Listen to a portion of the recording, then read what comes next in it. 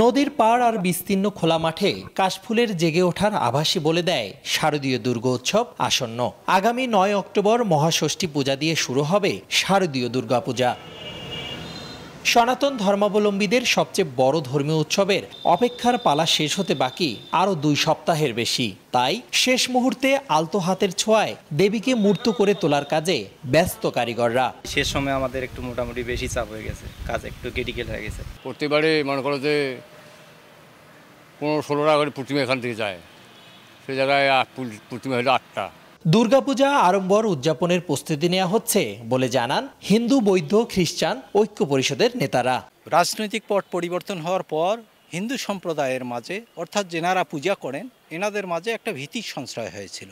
এই দীর্ঘ 1-1.5 মাসের মাঝেই এই ভীতিটা সাধারণ মানুষের মন থেকে কেটে গেছে। এদিকে শারদীয় দুর্গাপূজা উদযাপন সফল করতে কঠোর নিরাপত্তার কথা জানায় পুলিশ। পূজা মণ্ডপ কেন্দ্রিক নাগরিক কমিটি আমরা গ্রহণ করেছে, যে কমিটি সার্বক্ষণিক এই পূজা যারা উদযাপনের সাথে রিলেটেড যারা থাকবেন তাদের সাথে সমন্বয় করবেন এবং পুলিশের সাথে তারা সমন্বয় করবেন। এবছর রংপুর বিভাগের 8 জেলার 5186টি মণ্ডপে শারদীয় দুর্গোৎসব উদযাপনের প্রস্তুতি নেওয়া হয়েছে। রেদওয়ান হিমেল, সময় সংবাদ, রংপুর।